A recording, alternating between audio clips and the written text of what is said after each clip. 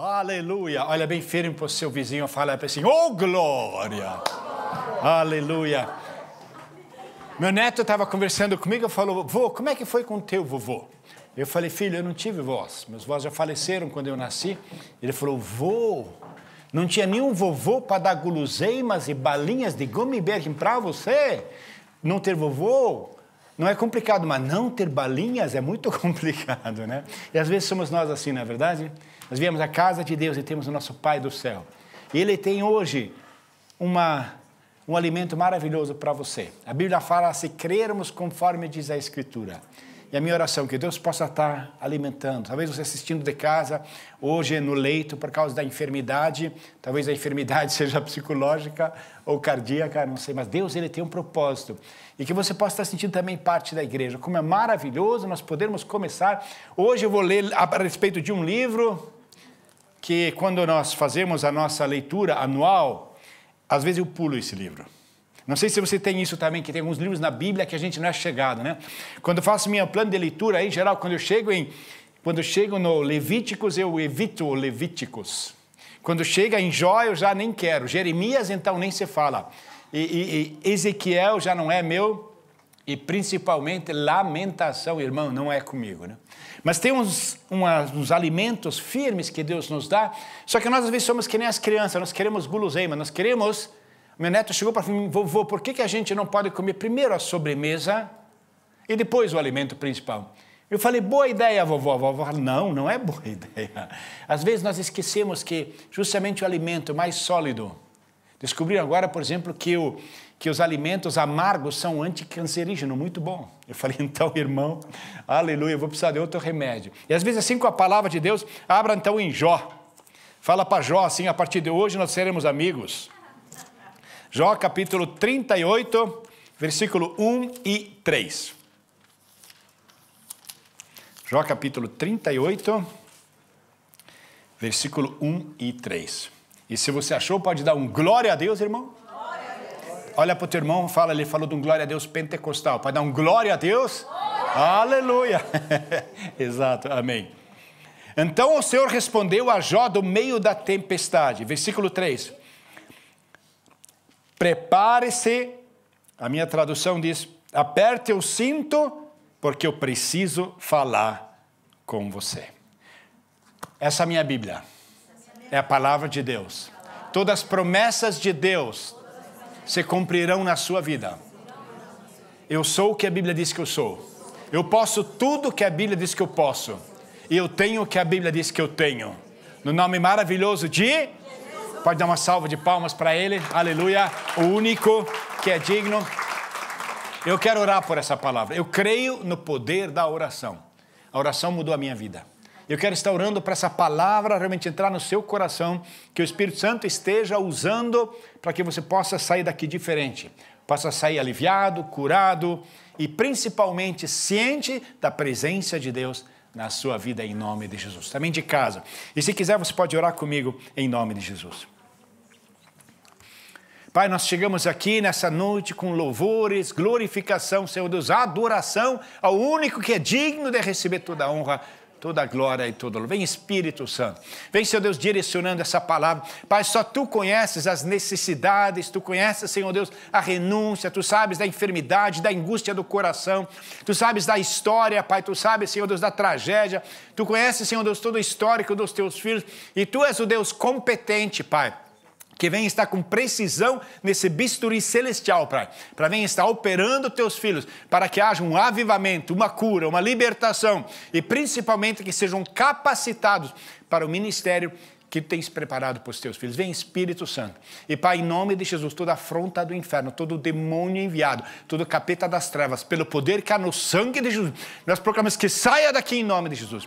Vem estar saindo da cabeça, Senhor, dos filhos de Deus, vem estar saindo da sua casa, saindo, Senhor Deus, da sua família. E proclamamos a presença de Deus, Senhor Deus, manifesta na vida dos Teus filhos, em nome de Jesus. Amém. Amém. E amém. Pode se assentar. Existem muitos heróis na Bíblia que nós gostaríamos de imitar, né? Às vezes você diz, puxa, como eu gostaria, como seria bom se eu fosse Davi ali com a minha, ou se eu fosse Moisés. Mas nunca vi alguém dizer, como seria bom se eu fosse Jó.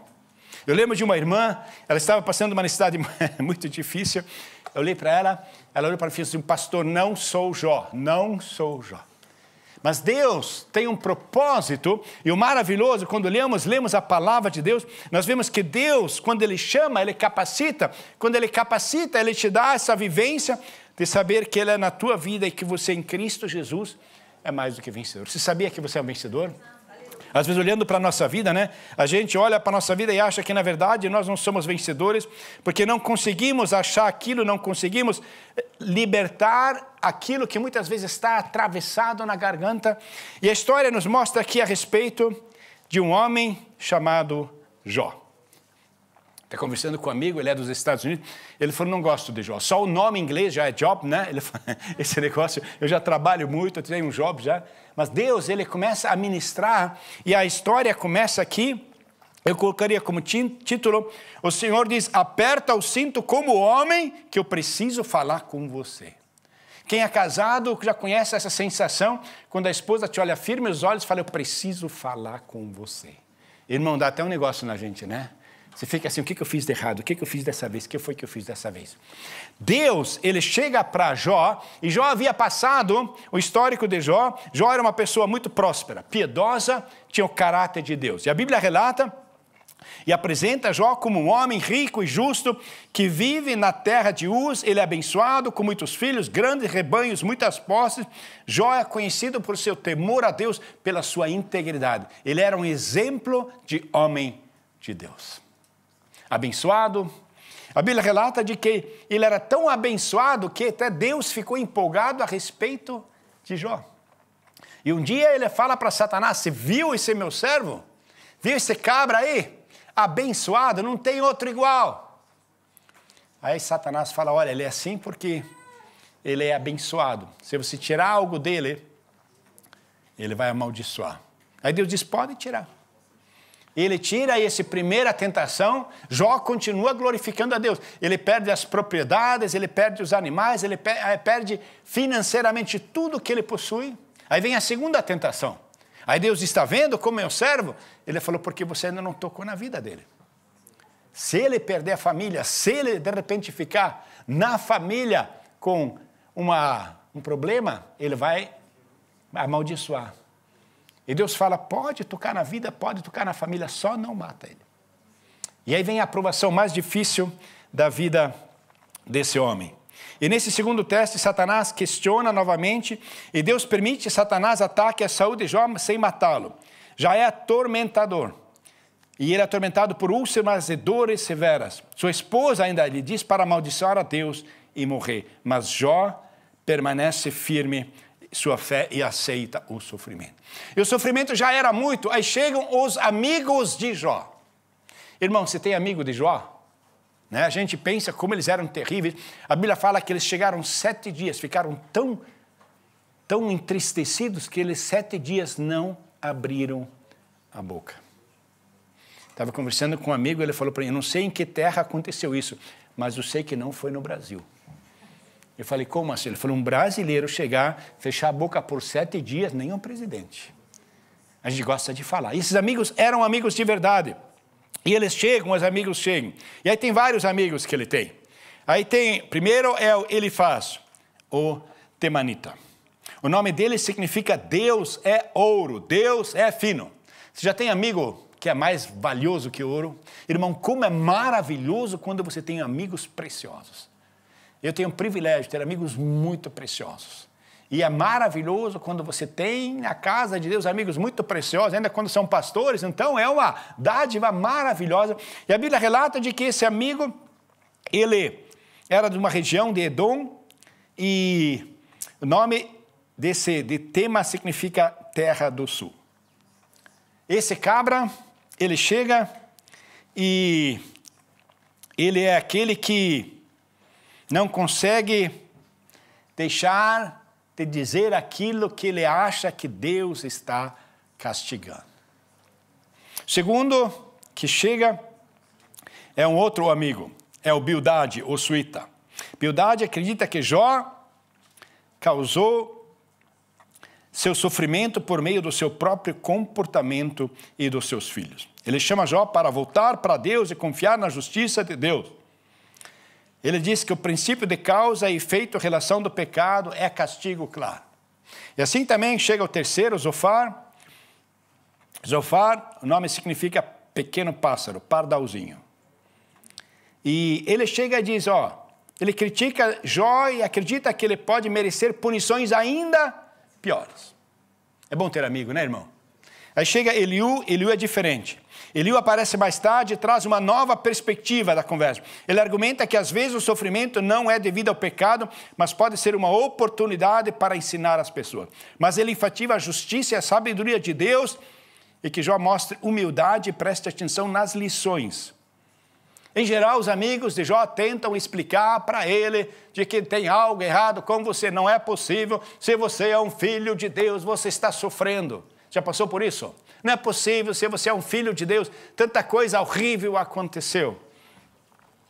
Tem exatamente há 10 anos atrás, em fevereiro de 2015, 21 crentes coptas na época do Egito, 20 do Egito, um era de Gana, eles foram martirizados pela ISIS na época, nas praias, lá perto da Síria.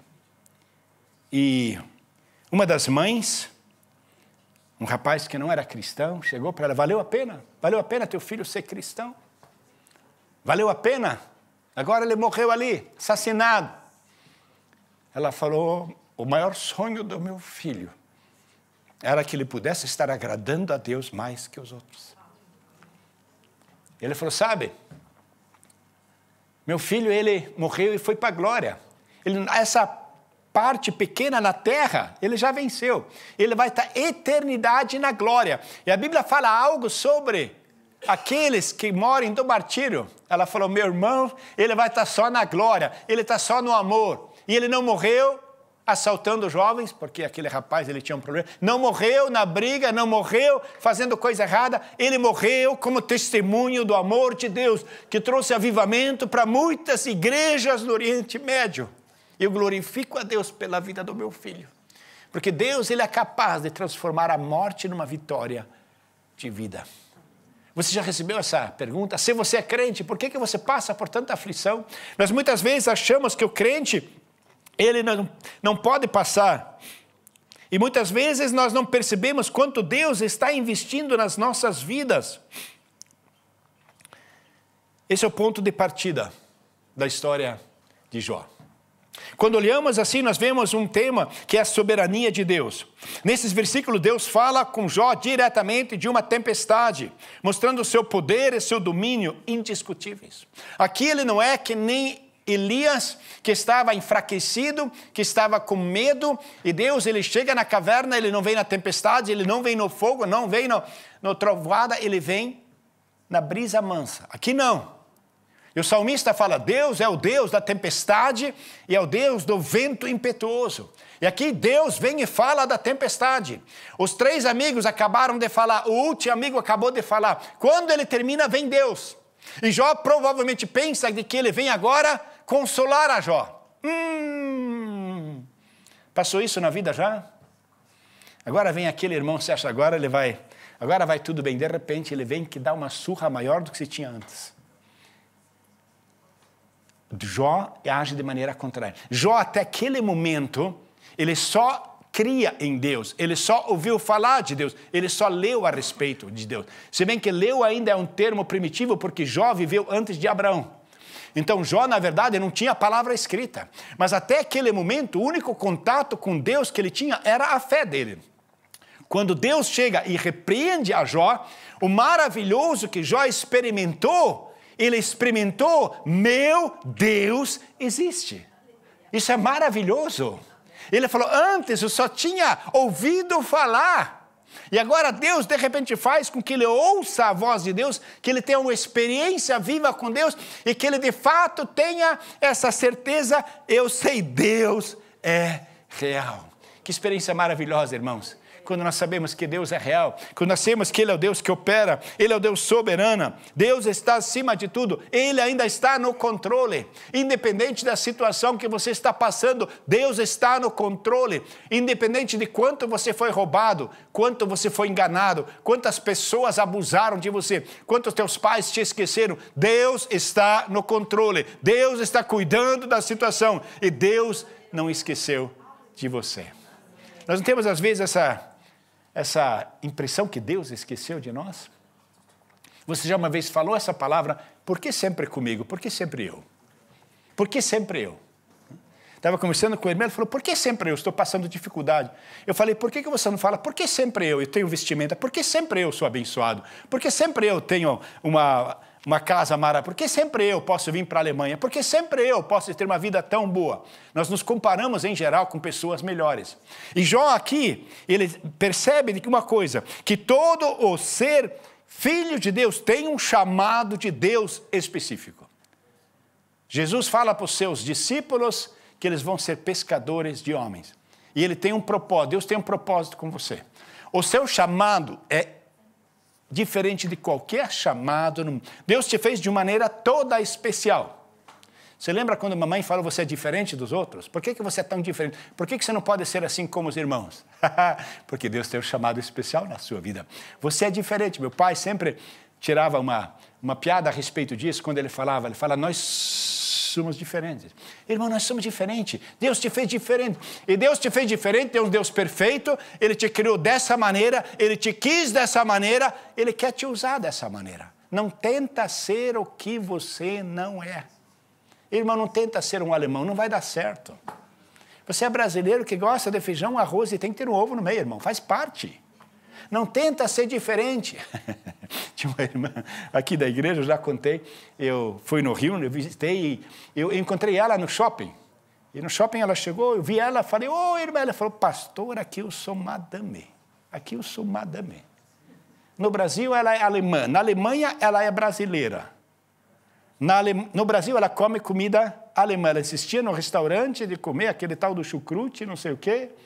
E aqui ela vai no restaurante, pede um feijão e diz que não está bom.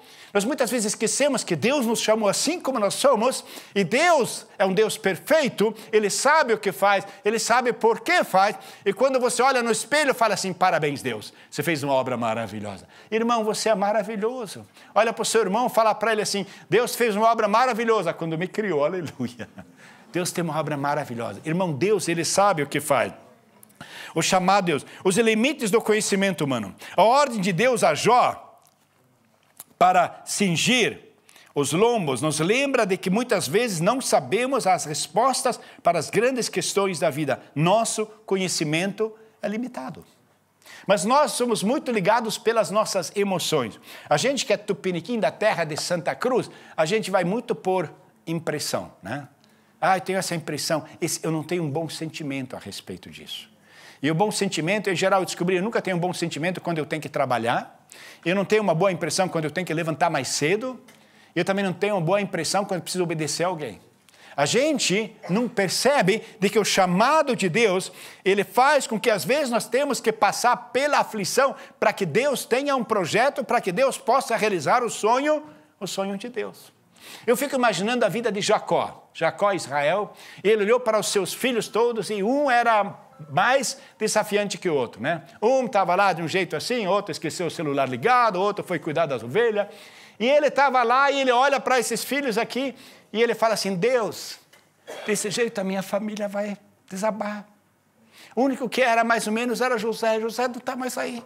E esses tudo aqui, é tudo carcará sanguinolento, que não tem jeito. E ele provavelmente orou para Deus, ele falou, Deus, como é que podemos restaurar a vida dos meus filhos? E Deus sabia, tem um José. Eu tenho um José, ele vai restaurar a vida dos seus irmãos. Eu posso confiar nele, porque ele não vai deixar que o coração dele. Eu posso confiar em José, porque ele não vai permitir que as afrontas, ele não vai permitir que a vingança, ele tem um caráter, ele tem um comportamento, ele tem um padrão de Deus. Eu posso pegar pesado com José para que ele restaure a vida dos seus irmãos. E Deus usa José para restaurar Israel, para restaurar aqueles 10 irmãos endemoniados. assassinos. Porque Deus tinha um propósito na vida de José, era restaurar a vida dos seus irmãos. José não sabia. José não sabia que ele ficaria famoso, mas ele tinha o caráter de Deus. Deus tinha um propósito na vida de Jó. O limite do conhecimento humano, os dons e talentos. Cada um de nós é dotado de diferentes dons e talentos. E Deus quer usá-los. Cada um exerce o dom que recebeu, 1 Pedro fala. Mas para isso precisamos de humildade perante Deus. E o que nos faz sermos humildes é quando passamos pelo vale, quando passamos pelas provas, quando somos humilhados, quando a nossa dignidade é afrontada. Aí no Brasil você é madame, no Brasil você é engenheiro. No Brasil você é advogado. No Brasil você tem faculdade. Aí você chega aqui na Alemanha, você é estrangeiro. E eles pedem para você falar, pedem para falar o tal do Kreisverwaltungsreferat e pronto, você já desanima, já volta para o Brasil, né? O pessoal olha para você, você vai falar Guten Morgen, fala, você é estrangeiro? Fala, não sou não. Muitas vezes nós não percebemos que Deus está usando para que nós aprendamos que a única coisa da qual podemos nos gloriar é de Cristo, é do amor de Deus. E Deus tem um propósito, Deus quer nos usar. E Deus quer essa humildade e que nós tenhamos responsabilidade. Com o nosso chamado vem a responsabilidade de desempenhar as tarefas que Deus nos deu de maneira responsável, com excelência. O apóstolo fala que tudo que nós façamos seja para a glória de Deus. Não é nosso chefe. Você não está trabalhando para a grana, você não está trabalhando para ganhar. Você está trabalhando para agradar a Deus, para glorificar a Deus. O teu trabalho não é para o teu sustento, é para a glória de Deus. As tuas finanças não são para que você tenha uma abundância, é para que o Senhor seja glorificado. E toda manhã, quando você levanta para ir ao trabalho, você levanta para no trabalho glorificar a Deus, falar do amor de Deus. E quando você é provocado, quando tentam aprontar com você, você tem o caráter de Cristo. Você abençoa quando te amaldiçoam. Você ora pelo quando te perseguem. E você tem um sorriso nos lábios daquele chefe que fala que esse ano você não vai poder tirar férias e ir para o Brasil, você vai ter que ficar na Alemanha. E você dá um glória a Deus, porque sabe que tudo coopera para o bem daquele que ama a Deus. Eu tinha um colega meu e ele dizia assim, tudo contribui para o boi daquele que crói. Irmão, quando nós andamos na presença de Deus, nós sabemos que Deus é um Deus e Ele nos faz. E nós temos essa responsabilidade de podermos permitir Deus fazer a obra. Para isso, muitas vezes, são coisas pequenas. Eu estou vendo o Klaus aqui, ele foi lá no projeto Criança Amada e ele falou, na verdade, eu não sei fazer muita coisa. Mas ele é bom nos trabalhos. E como ele ajudou lá? Ele foi lá, passou um mês de férias, ajudando coisas pequenas. Quando ele foi embora, toda a criançada chorou. E aí, de repente, um alemão que nunca chora começou a chorar, porque as crianças, um mês, né? E ele falou, o que eu fiz? Ele fez tudo, ele ajudou tanto, umas coisas características, ele tem o dom de consertar as coisas. Eu tenho o dom de estragar as coisas, meu pai dizia. Ele tem o dom de consertar. Às vezes não tem o conhecimento teológico, eu acho, não tem, mas Deus utiliza a glorificação de Deus e Deus faz a obra e de repente nós vemos como o amor de Deus foi semeado através da excelência de pequenas atitudes, de responder com carinho quando nos afrontam, de falar para os seus músculos faciais, alegrem-se em nome de Jesus, mesmo que o chefe está aí, alegre-se, porque nós fazemos isso para a glória de Deus. Deus faz perguntas para Jó. As perguntas de Deus a Jó são profundas e significativas. Ele nos desafia a refletir sobre a complexidade, a maravilha e conhecer quão pouco sabemos e saber que Deus nos ama independente da situação. Não vem ao caso porque você está na enfermidade que Deus não é contigo, porque você perdeu o emprego que Deus não te ama mais, porque o carro estragou, porque o demônio está solto, porque agora você está com dificuldade, sinal que Deus não é contigo, independente da tua situação, independente do desafio, independente da tua saúde. Com Jó, Deus quer mostrar, eu sou presente na tua vida na luta, eu sou presente no vale, eu sou presente no deserto, eu sou presente na angústia, independente do que o inimigo aprontar com você, eu te amo, você é salvo e nada pode separar você do amor de Deus que está em Cristo Jesus, aleluia. Mas para isso nós precisamos permitir que Deus nos mude. O cuidado e a presença de Deus. Chamar no reino de Deus significa agir com humildade, com coração servidor. Jesus fala em Mateus 20, 28, porque o Filho do Homem não veio para ser servido, mas para servir e dar a sua vida em resgate para muitos. Nós fomos chamados para servir. E muitas vezes nós não percebemos de quão pouco nós servimos. E essa, por exemplo, é uma coisa, a Bíblia fala quando Jesus chega em Mateus e fala a respeito dos dízimos. Ele fala, vocês dão dízimos de hortelã, vocês dão dízimos de todas essas coisas paralelas, mas o seu coração, daí ele fala em nós sermos assim como... Não sei se você já teve muito contato com cemitérios, que o pessoal que no passado, né, tinha problemas com esoterismo, tinha contato com isso. Mas ele fala a respeito dessas... irmão, como é horrível, né? Quando falam de cemitério, quando falam de coveiro, quando falam das covas, quando falam tudo aquilo. Diz, olha, vocês são que nem... São pintados de branco bonitinho, mas dentro é cadáver, dentro é feio. E por isso que Jesus, ele nos coloca, ele fala, olha para essa viúva, porque ele sabe que não vem ao caso quanto eu dou, mas o meu dízimo é o termômetro. O meu modo de comportar com o vizinho é o termômetro, o modo como eu ajo quando alguém está na necessidade de visitar é o termômetro de como eu estou relacionado com Deus, se eu realmente permito Deus mudar a direção da minha vida. Nós que já passamos por muita dificuldade, a gente é tão forte, a gente tem um temperamento tão forte que nem Deus consegue mudar nossa ideia. E a gente tem essa ideia para não ser confrontado, é eu e Deus, eu estou bem com Deus. É só o palanque vertical da cruz. Mas Jesus veio para servir as pessoas, nós fomos chamados para servir as pessoas, e você é o pacificador da tua casa. Se não há paz na sua casa, quem é o responsável? É o Filho de Deus. Porque lâmpada para os pés é a palavra de Deus. E quando nós vivemos a palavra, Deus ele faz a obra. Jó, ele experimenta o cuidado e a presença de Deus. Mesmo quando Deus fala em meio à tempestade, mostra a sua proximidade com Jó em meio às suas dificuldades. Deus está conosco mesmo nos momentos mais tempestuosos da nossa vida. Mesmo que eu ande pelo vale da sombra da morte, mesmo que eu tenha feito a maior besteira na minha vida, Deus está presente. Quando nós chegamos a Deus, quando nós contamos para Deus, quando nos arrependemos, não existe pecado tão grande que Deus não possa perdoar. E Ele perdoa com prazer.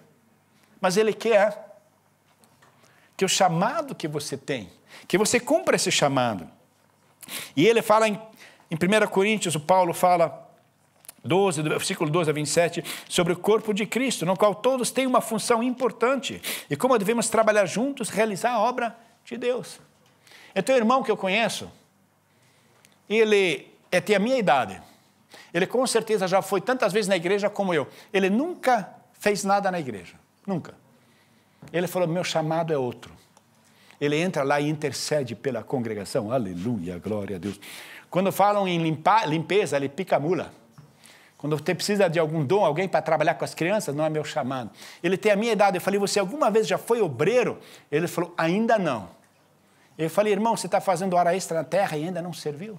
Nós muitas vezes não percebemos que nós não somos abençoados porque nós só queremos receber. Quando na verdade você dando é que você é abençoado. A gente às vezes não percebe o quanto nós somos abençoados quando nós damos. O maior exemplo é quando você tem um filho, como é maravilhoso. Eu lembro de um casal dos Estados Unidos e o filho ele queria fazer faculdade de medicina.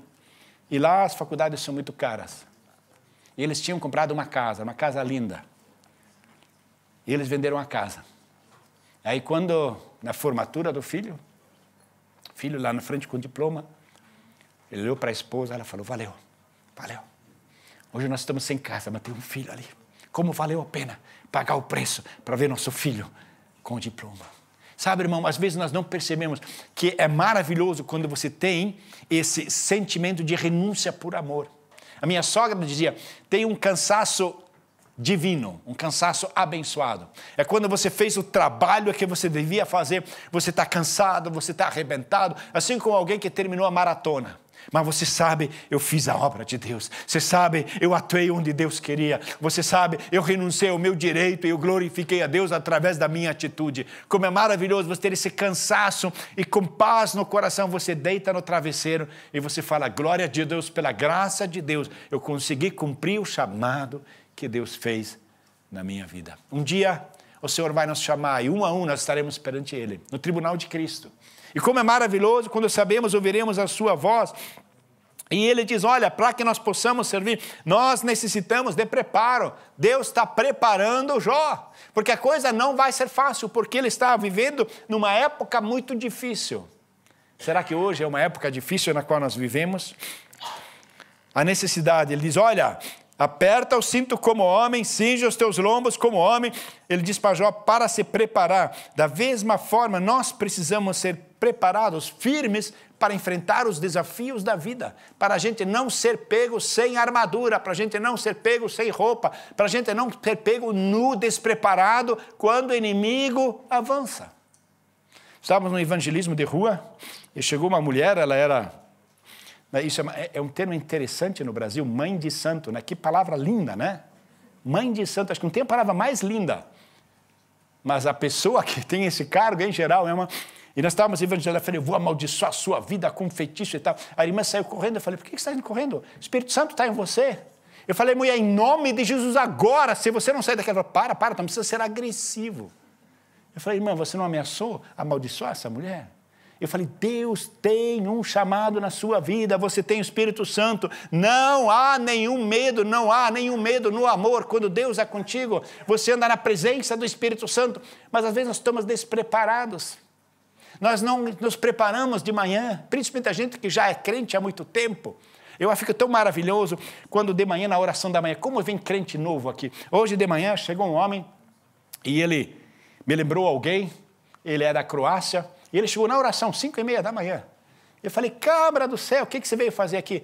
Ele falou, eu olhei no Google Maps, eu vi que vocês têm um culto 5h30 da manhã, aí eu peguei um hotel perto aqui da igreja para eu poder vir na oração. Ele falou, segunda-feira eu volto para minha casa. Segunda também tem oração? Eu falei, tem. Ele falou, glória a Deus, porque eu pego meus hotéis baseados se tem culto na frente.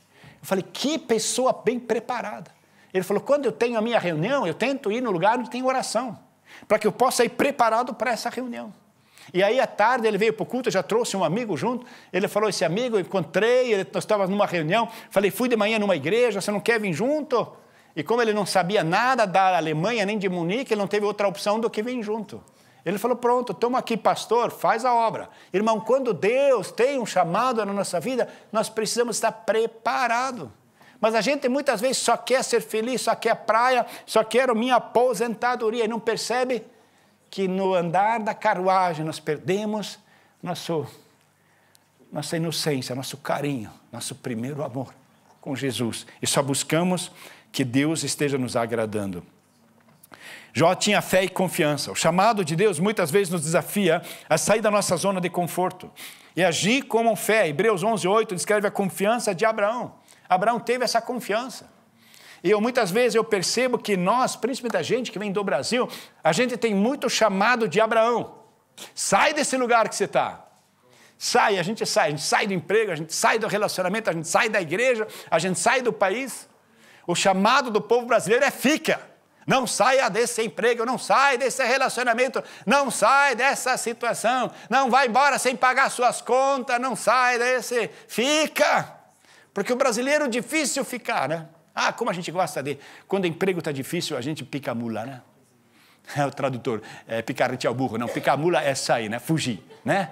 Como é difícil quando a coisa está complicada a gente ficar, quando o relacionamento está complicado, quando na igreja eles finalmente me conhecem depois de 3 anos, irmão, Deus está me mostrando, meu tempo acabou. Chego na outra igreja, é uma alegria porque ninguém me conhece, os primeiros meses é uma bênção, é a lua de mel, depois de uns meses eles me conhecem, Deus está me mostrando, eu preciso sair daqui. Aí, de repente, você chega numa cidade que nem Munique, que só tem poucas igrejas, depois de alguns anos, de repente, você volta aqui. Já passei por todas as igrejas, que saudade de voltar aqui. A Bíblia fala que Jó, Deus tem um chamado, porque sabia que ele tinha conhecimento de Deus e tinha vontade de crescer. A pergunta e diálogo de Deus com Jó acabam levando à percepção de um crescimento espiritual. Você quer mais?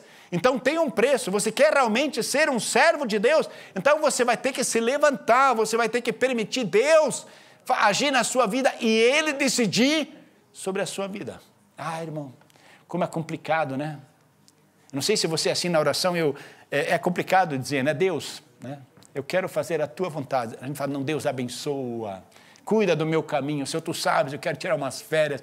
Eu estou há tanto tempo já com esse meu cônjuge aqui. Só tu sabes a quebradeira que deu. Eu preciso de paz, Senhor. Abençoa o meu caminho. Não.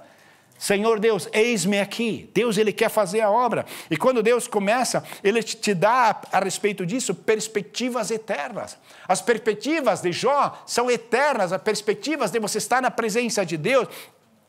Perspectiva que a nossa vocação tem um significado eterno. Em 2 Coríntios 4:18, nos encoraja, não atentando nas coisas que se veem, mas nas que não se veem. Porque o que se vê é temporal, mas o que é invisível é eterno. Nessa época, antes dos pais da fé, Deus precisava de um homem, o brasileiro diz um homem com H maiúsculo. Um homem que não ciscasse, um homem que não retrocedesse, um homem que mesmo passando pela maior provação, esse homem ficasse firme. Deus precisava de um homem que ele iria colocar na palavra de Deus para que as pessoas, quando passassem pelo vale, quando passassem no temporal, quando passassem pelo fogo, quando passarem pelas águas, quando não saberem aonde caminhar, eles tivessem um exemplo na Bíblia. Deus precisava de um homem que testemunhasse soberanamente o reino de Deus, de uma vez por todas, na maior tribulação. Não importa quão terrível seja a minha situação, não importa de quanta morte tem na minha família, quanta enfermidade tem dentro da minha casa, quanto desemprego, quantos problemas eu tive em relação às pessoas aqui, não importa quantas pessoas fizeram na minha vida, quão ruim é o meu passado, não importa de quantas coisas afetaram a minha vida. Deus fala a respeito de Jó. Essa é a mensagem para todos que sofrerão nos próximos milhares de anos, de que meu servo Jó, depois de passar por toda a dificuldade, depois de passar por dificuldade como ninguém outro ser humano passou, ele teve essa revelação de Deus, ele olha para cima e ele fala, eu não estou entendendo nada eu estou entendendo, mas de uma coisa eu sei, o meu Redentor, ele vive. E é isso que as pessoas precisavam ouvir. Tem tantas pessoas martirizadas, os cristãos perseguidos, são 350 milhões de cristãos perseguidos anualmente. Mais de 300 mil martírios de morte. Que na última hora eles dizem, se Deus é comigo, por que eu estou na cadeia? Se Deus é comigo, por que eu sou um refém? Se Deus é comigo, eles entram no livro de Jó, eles veem Jó passando pela dificuldade e dizendo, mas eu sei que meu Redentor vive. E no final ele se levantará para a glória, aleluia, de Deus. Deus teve um propósito, encorajar você, muitos mil anos antes. E Deus precisava de um herói que encorajasse, que fosse forte para aguentar o tranco, que fosse forte para não resmungar, para não reclamar, para não brigar toda hora. E sim dizer, Senhor, seja feita a tua vontade. E de repente, no final da vida de Jó, Deus muda a sorte de Jó. De repente, tudo que ele tinha, ele recebe dobrado. De repente, Deus é tão abençoado. Eu fico imaginando o pessoal que conheceu Jó depois da bênção, não sabia de tudo aquilo que ele tinha passado. Sabe, irmão, as pessoas que te conhecem aqui na Alemanha não sabem tudo que você passou, das afrontas, da morte da mãe, do pai que saiu de casa, do problema que você teve aqui, no início na imigração, as afrontas no idioma, os chefes esquisitos, a mentalidade aqui eles não sabem. Mas você decidiu ser fiel, você decidiu buscar a Deus, você decidiu ir à casa de Deus, você decidiu mesmo chorando, mas eu quero ouvir a palavra, mesmo sofrendo, mas eu quero ser fiel, mesmo não sabendo o que está acontecendo, eu sei que Deus é comigo, mesmo que em volta tudo pareça estar contra mim, mas de uma coisa eu sei, Deus é por mim, e se Deus é por nós, quem será contra nós? Vamos levantar. Eu gostaria de orar hoje por você. Eu vejo muitos de nós imigrantes com um coração partido, porque não conseguimos aquilo que nós sonhávamos, e muitas vezes nos acusamos, porque nos distanciamos da família, por outro lado, não conseguimos o que queríamos, mesmo que o inimigo vem com acusação. E você olha para trás e diz, eu acho que dei mancada. E Deus olha para você e fala, você foi fortalecido. Hoje você está andando na fé. Deus permitiu que você entrasse aqui, as aflições e as afrontas fortaleceram você. Fizeram você andar na presença de Deus. Deus, Ele tem um plano maravilhoso na sua vida. Hoje eu gostaria de orar pelo teu coração, principalmente quando tem espírito de acusação. Tem algumas enfermidades psicológicas, uns pensamentos que Satanás semeia na nossa vida. E nós não sabemos que é o inimigo, nós achamos que somos nós, que estamos ficando meio esquisitos. Não, Deus, Ele tem uma obra. Eu quero convidar você a vir para frente. Eu quero orar hoje por você. Eu, quando estava orando de madrugada, eu creio que vai ter um novo mover sobrenatural aqui na igreja a partir de agora. quando estávamos nos preparando ano passado. Existem muitos desafios, mas Deus, Ele é fiel. Ele é o Deus que Ele traz à tona, o Deus que muda, o Deus que transforma, e o Deus que tem um plano na sua vida, independente do que as pessoas planejaram. O plano de Deus, Ele tem controle da situação. Ele é o Deus sobrenatural, e Ele te escolheu, Ele te chamou, Ele te capacitou. Ele quer te usar para aquilo que Ele tem colocado no coração. Às vezes nós não percebemos, às vezes passamos tanto tempo aqui tentando não só conseguir finanças, ajudar a família e tal, que perdemos o Senhor Jesus dos nossos olhos. Não olhamos mais para o alvo que é Cristo. Temos dificuldade de permanecer na obra de Deus. Eu gostaria hoje de orar com vocês. Vocês dizem, olha, eu quero o chamado que Deus tem na minha vida. Tudo que Jesus conquistou na cruz é direito nosso, é nossa herança. Eu quero andar na presença de Deus. Eu quero permitir que o Senhor me mude. Eu quero ter o caráter de Cristo. Eu quero ouvir a voz de Deus. Até lá, Jó não tinha ouvido. Ele falou, até agora eu só tinha ouvido falar. Talvez em conferência você vê os outros. Eles agora eu quero experimentar. Agora eu ouvi. Agora eu sei, Deus existe. E Deus quer mudar a sua história em nome de Jesus. E se você quer, vem aqui para frente. Nós queremos estar orando juntos. Enquanto o louvor, ele está nos dirigindo num louvor abençoado. Esteja ministrando na sua vida. Se você quiser, você pode vir aqui à frente. Nós queremos orar por você.